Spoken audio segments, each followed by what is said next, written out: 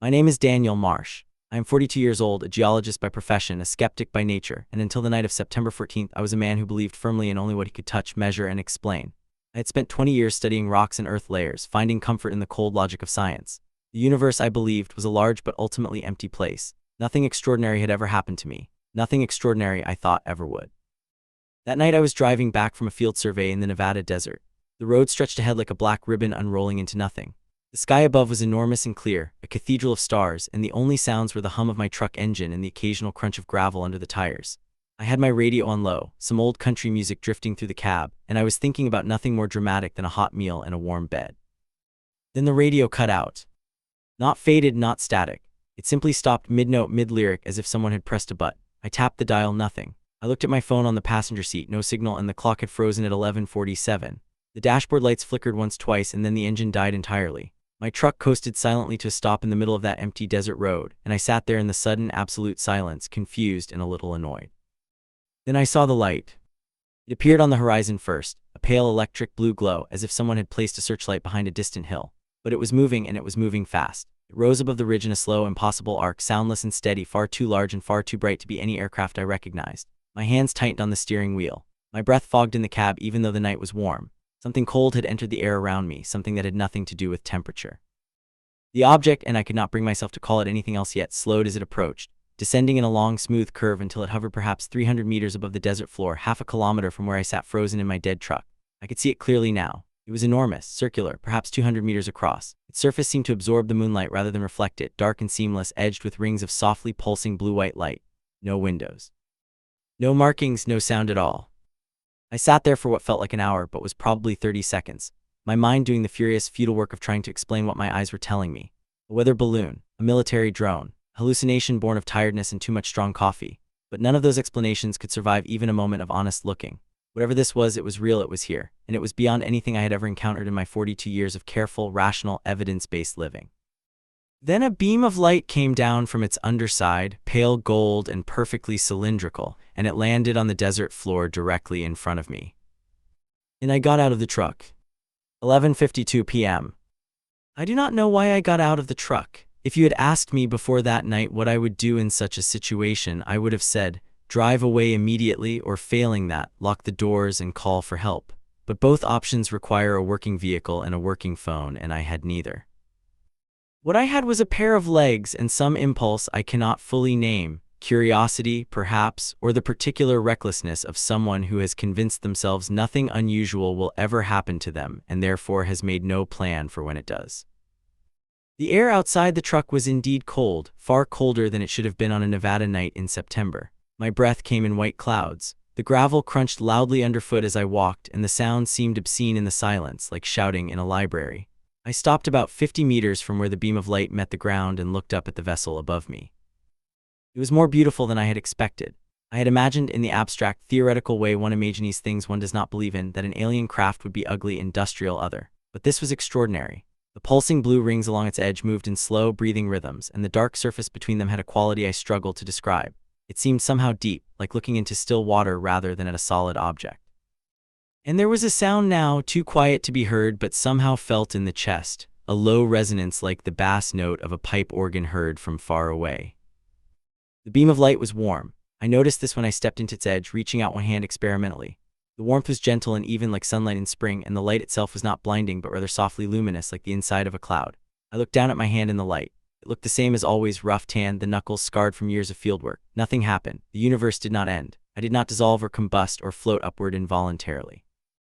I took another step forward, and then another, until I stood at the center of the beam looking straight up into its source. The craft was directly above me now, immense and silent. I could see a circular aperture at the vessel's base from which the beam originated, and as I watched, something changed in the quality of the light. It shifted from gold to white, and I felt a gentle pressure begin to build around me, not unpleasant, like the feeling of descending in a lift but without the movement. And then slowly I began to rise. Midnight. The ascent took perhaps 2 minutes, though time had become unreliable. I rose through the aperture and into the body of the craft and found myself standing in a large circular chamber perhaps 30 meters across. The floor was smooth and slightly yielding underfoot like firm rubber, and it had a faint luminescence of its own, a soft pearl-white glow that seemed to come from within the material rather than from any external source. The ceiling above was high and domed, and the walls curved inward seamlessly. There was no furniture in the human sense. Along the curved walls were structures I could not easily categorize, organic-looking forms, somewhere between furniture and sculpture, arranged in groups of 3 or 4, each cluster connected to the wall by branching structures that reminded me of roots or ribs or both. Everything was the same deep, light-absorbing dark as the vessel's exterior, except where it was lit from within by those steady blue-white rings of radiance. And there were figures. 4 of them standing in a loose semicircle perhaps 10 meters in front of me. They were tall, taller than any human, perhaps 2.5 meters, and slender in a way that suggested great tensile strength rather than fragility. Their skin, if it was skin, was a deep charcoal gray with a faint iridescent quality like the surface of a soap bubble. Their heads were elongated, their eyes large and uniformly dark, their mouths small and still. They wore no clothing in any recognizable sense, though there were structures on their bodies, bands of the same dark material, fitted precisely, which might have been garments or might have been something else entirely. They looked at me, I looked at them. Nobody moved for a long time. It was the most profoundly alien moment of my life, and yet, and this is the thing I have most difficulty explaining to people, I was not afraid. Shocked, yes, overwhelmed, certainly. My legs were unsteady and my mouth was dry, and every rational system in my brain was firing at once, processing and rejecting and reprocessing what I was seeing. But fear, the cold animal terror I would have expected, that was not what I felt. What I felt standing in that chamber looking at those 4 extraordinary beings was something closer to recognition. Not that I knew them, but that I knew somehow that I was meant to be here. 12:14 a.m. The tallest of the 4 stepped forward. It moved with a fluid, unhurried grace, each motion deliberate and complete, like watching a great bird walk. It stopped 2 meters in front of me and tilted its head very slightly, a gesture so recognizably curious, so universally alive, that something in my chest loosened. It raised one hand. The fingers were longer than a human hand, 6 of them, and they moved with an independent, slightly boneless flexibility. The hand opened, palm outward, and I understood. Somehow, in some layer of meaning beneath language, I understood that this was not a threat, it was an offering, a hello. I raised my own hand, palm outward, and held it up. The being regarded my hand for a moment with those great dark eyes. Then it moved its own hand forward until the tips of its fingers were centimeters from mine. The air between our hands seemed to thicken, to hum. I felt the resonance in my chest grow stronger, and then subtly, gradually, something happened that I can only describe as a loosening of the boundary between my thoughts and the space around me. Not an intrusion, more like a door opening onto a room I had not known was there. Images came, not in words, nothing so linear, nothing so limited, but in impressions and sensations and cascades of meaning that arrived fully formed. I understood that they were explorers. I understood that they had been watching this world for a very long time. I understood that they had chosen this night, this road, this particular unremarkable geologist driving home from a field survey, not at random, but with a purpose they were not yet ready to name. And I understood that they were, in some sense I could not precisely define, afraid of us. 12:40 a.m. They led me through the ship. I say led, it was not quite that. There was no guiding hand, no gesture pointing the way. Rather, one of the 4 would simply begin to move in a direction and the others would follow, and I would follow the others, and the sequence had the quality of an understanding between us rather than a command. The vessel was larger on the inside than its exterior dimensions should have permitted. I noted this with the systematic part of my brain that never fully stops working, the part trained to observe and measure even when the rest of me was doing something closer to drowning. The corridors, if they could be called that, curved in breadth, their walls alive with slow patterns of light, like watching currents in deep water from far above. We passed through a chamber that I understood to be a kind of archive. The walls were covered floor to ceiling with structures I recognized, after a moment, as records not digital in any human sense but physical, crystalline, dense with encoded information in a medium I could not identify. And among the crystals, mounted and lit like museum pieces, were objects I did know. A stone tool, crude and ancient, chipped from flint. A fragment of pottery glazed in a style I thought might be Egyptian. A piece of printed text in a language I could not read. A child's shoe, small and worn, its leather cracked with age. They had been here a very long time. Beyond the archive was a chamber that appeared to be a navigation room or something analogous. The ceiling had become entirely transparent, or perhaps had disappeared entirely, and the Nevada night sky blazed above us, brilliant and close, the Milky Way a river of light overhead. One of the beings stood at the center of this room beside a structure that pulsed with slow, complex light patterns. And as I watched, it moved its hands through the air above the structure and the ceiling view shifted, the stars moved, the perspective changed, and I was seeing the earth from above, blue and white and impossibly lovely against the dark. I stood there for a long time, looking at my planet from the outside, and something in me shifted that I do not think will ever shift back. 1:20 a.m. They brought me to a room unlike any other in the ship. It was smaller, rounder, and entirely dark when we entered, but as I crossed the threshold, the darkness became inhabited. Light gathered itself up from the floor like rising water, and I was standing in a representation of deep space. Not a projection, not a screen, I was inside it, surrounded by stars and nebulae in 3 dimensions, the light genuine and sourceless, the scale overwhelming. And then the tallest being moved its hands, and time moved. I watched a star form from a cloud of gas and dust, over millions of years compressed into minutes. I watched it burn through its life and explode outward in a supernova that scattered its elements across light years of space. I watched those elements condense again slowly into a new solar system, into planets, into a particular blue planet orbiting a particular yellow star. I watched that planet cool. I watched the first single cells appear in shallow warm water. I watched evolution unfold in long, patient waves of change, a procession of life forms moving through the room around me like a slow tide. And then the humans came, small and upright and restless, spreading across the land with their fires and their tools and their endless, exhausting creativity.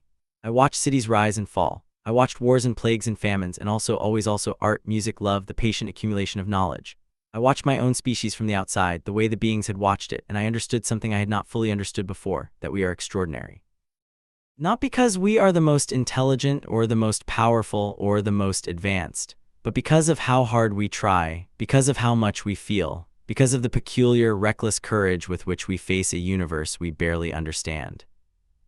When it ended, the room was dark again, and I was standing alone in the center of it, and I was crying, not from sadness, from something that had no name.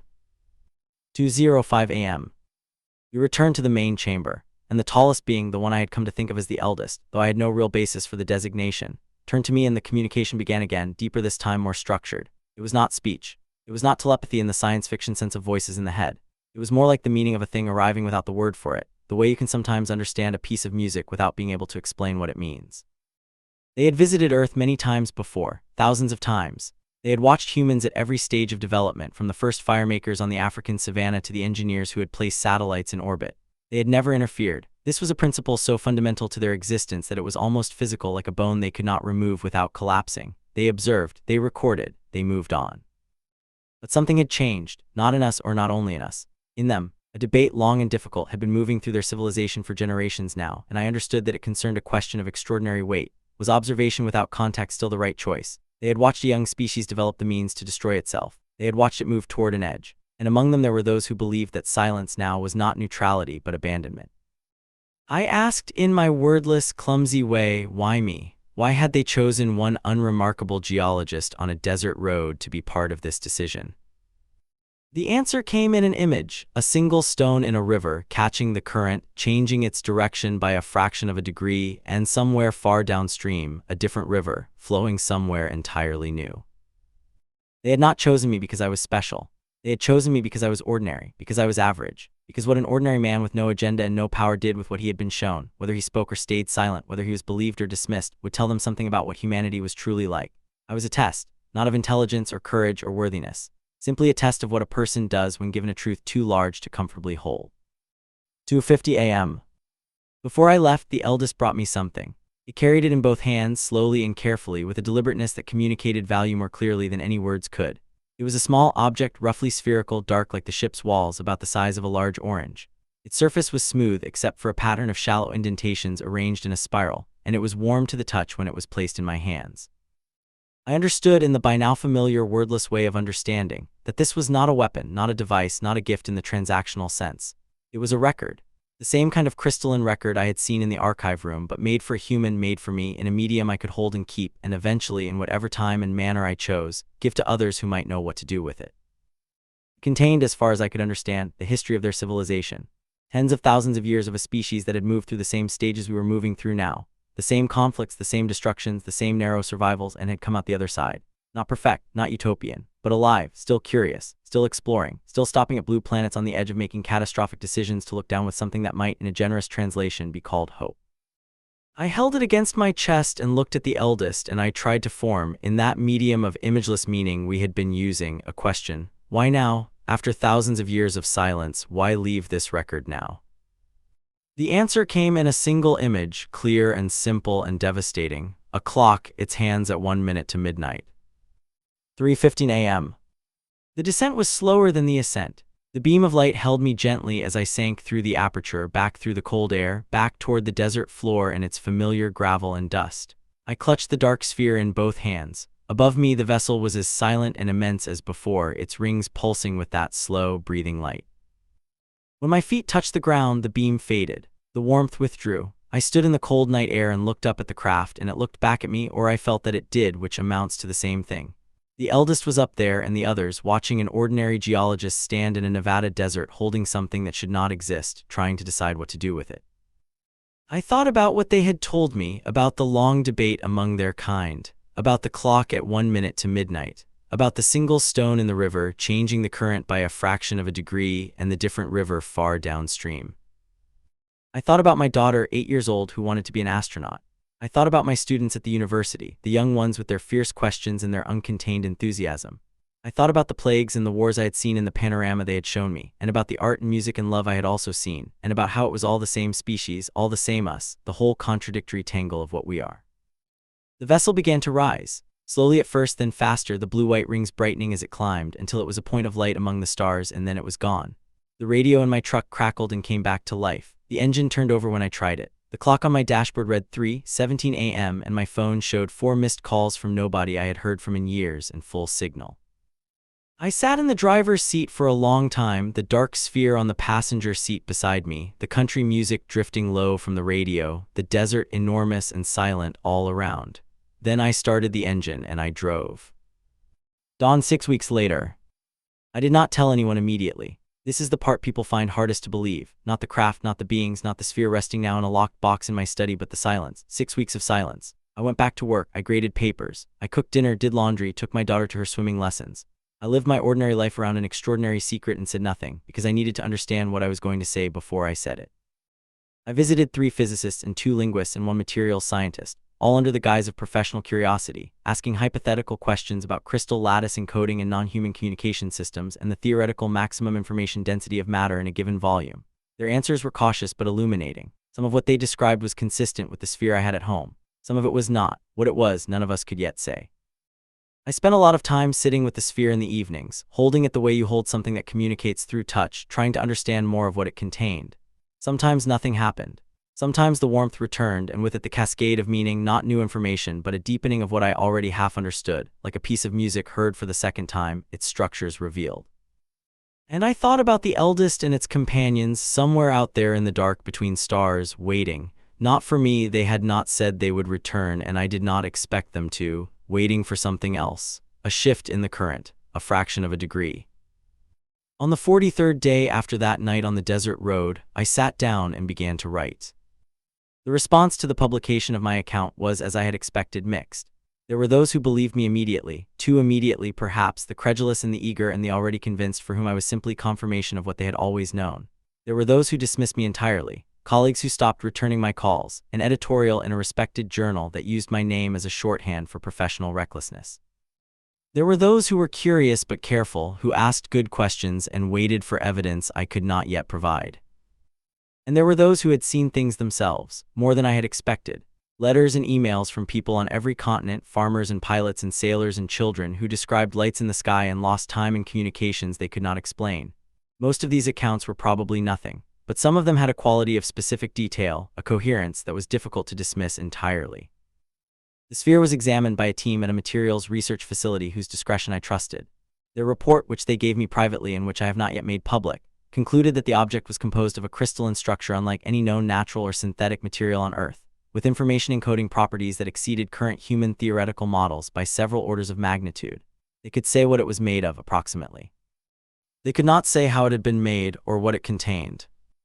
I have kept it. It sits in my study, warm and dark, and sometimes in the evenings I hold it, and the meanings come, patient and deep, like a river that has been flowing for a very long time and has plenty left to give. I do not know what will happen next. I do not know if anyone will decode the sphere in my lifetime, or in my daughter's, or in many generations beyond hers. I do not know if the debate among those distant beings has been resolved, or whether they have decided that what they gave me was enough, or too much, or exactly right.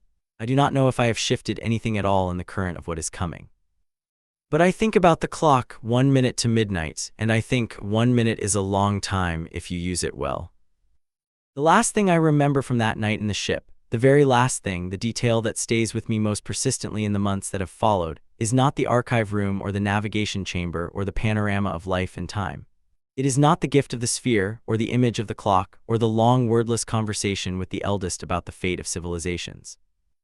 It is this: as I was descending in the beam of light, leaving the vessel, I looked up through the aperture one final time, and the four beings were gathered at its edge looking down at me. They were still and tall and extraordinary against the luminous interior of their craft, and the eldest, just before the beam closed and the dark sky returned, raised its hand, 6 long fingers, palm outward.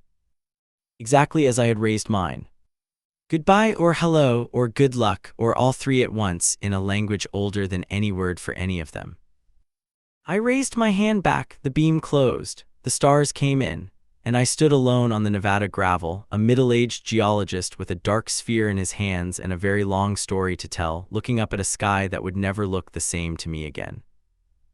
Not emptier, fuller, more full than I had words for, and more full, perhaps, than I will ever entirely know.